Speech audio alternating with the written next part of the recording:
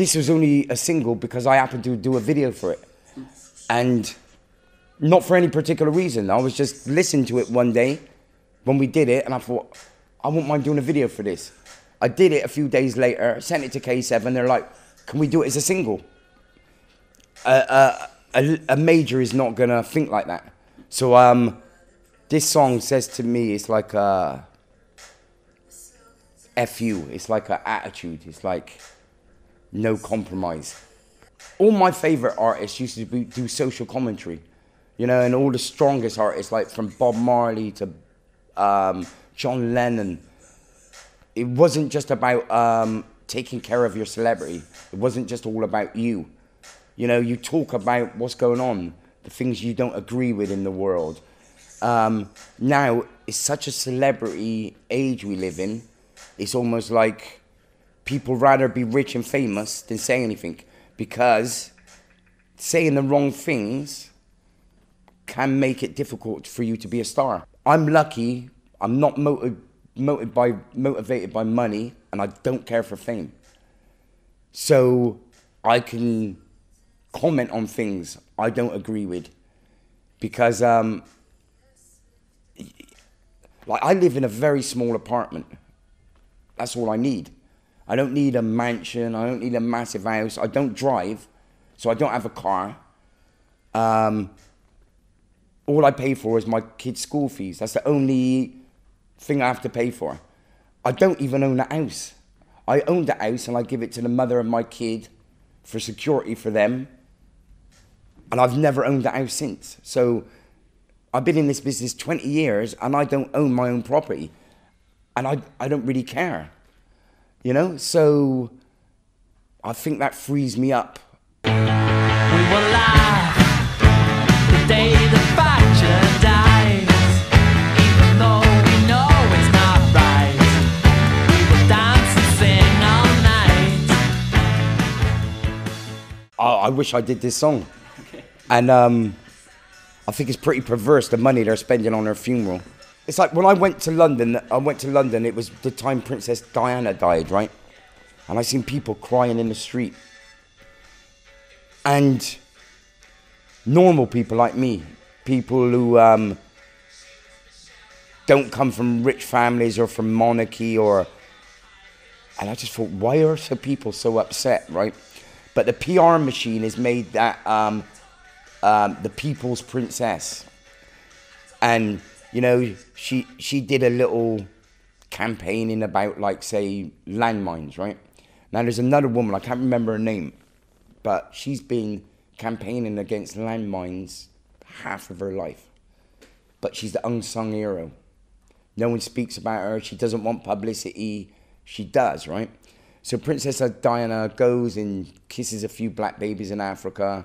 Now, when she died, her fortune was left to the richest families in the world.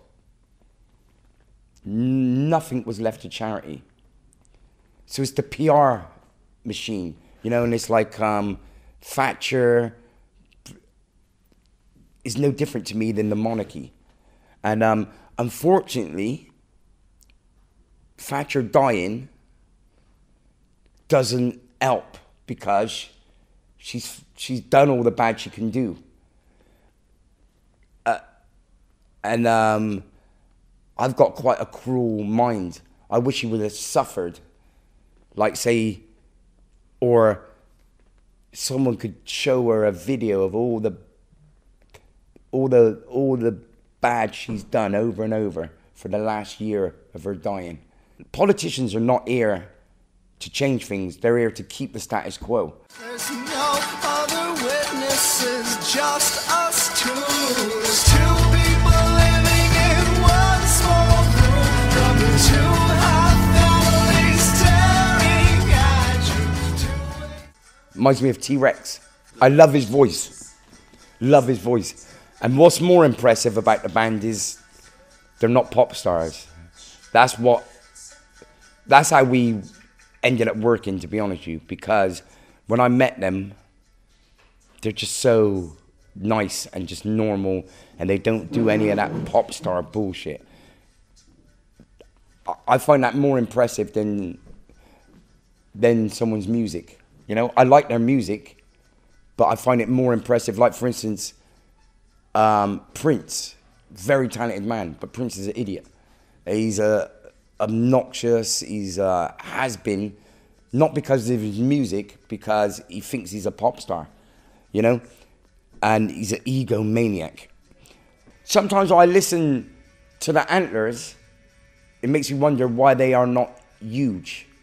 And I think maybe if they were around 15 years ago, they would have been. And maybe it's just the wrong time at the wrong place, you know? But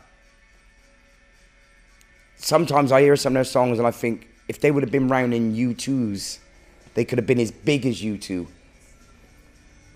So yeah, so it's kind of interesting that, you know? But I think they probably don't care, you know? Which is a good thing. I heard the grapevine, that great love, it takes time. Sex shapes the body, truth shapes the mind.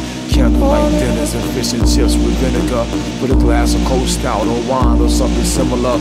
Like RZA is a legend, obviously, right? And James Blake, he's done some good songs. But the one thing I don't get is when people say he's new music. I'm not disrespecting him because he's done a couple of songs I really like the cover song he did was great. But what's funny is, when I first heard that, I didn't know it was a cover. So I was disappointed when I found out it was a cover a little bit. But he's definitely a talented guy, right? But there's this thing around him that he's creating something new. I wouldn't say that. I'd say he's doing what people have been doing for many years, but he does it very good.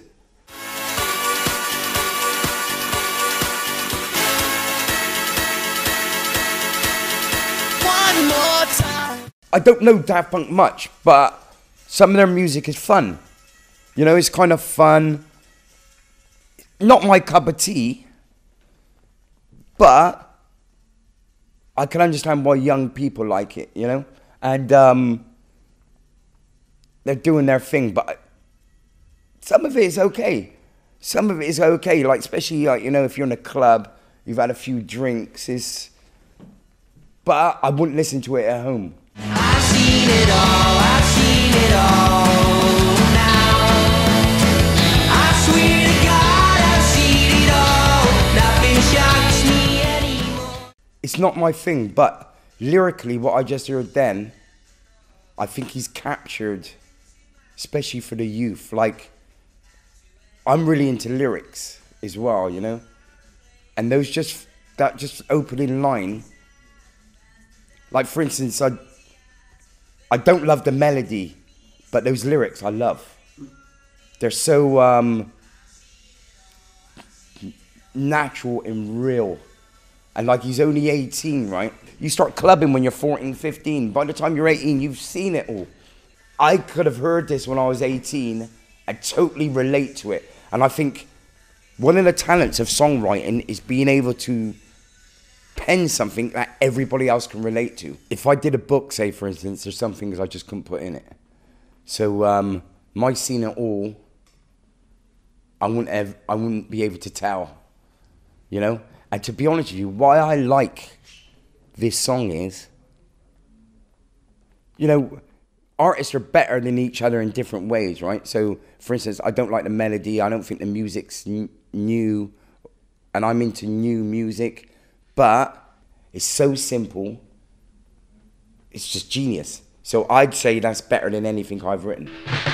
Sitting in my daycare yard as they go painted, blessed by the drinker on the corner, swimming sailing, chased by the plane. I think it sounds very dated,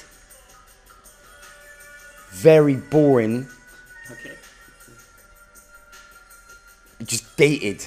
The time has come for you to see that love is something else that you practice it to be. I like Mecca. I met her because we did a song, but I only met her like last week. Oh, okay. She's slightly a bit different. It's great. She's won't compromise. You know, she knows what she wants to do. She knows who she is, and she's very strong. And someone mentioned her to me. Like, I got a message saying, "Oh, have you ever thought of working with NECA?" And then someone mentioned it. Then I found out who she was. And I like, she's a woman and she's actually talking about something. She's got the revolutionary aspect. She's rebel. She actually talks about stuff. You know, she comments on politics. And she doesn't have to sell sex.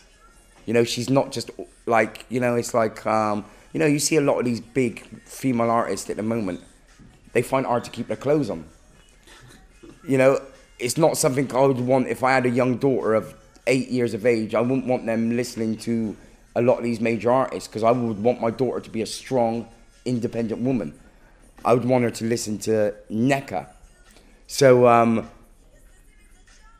I think we need more females like this woman, you know? And it's just not about her song. I like her songs, but or just her vibe we could do with some more female artists like that.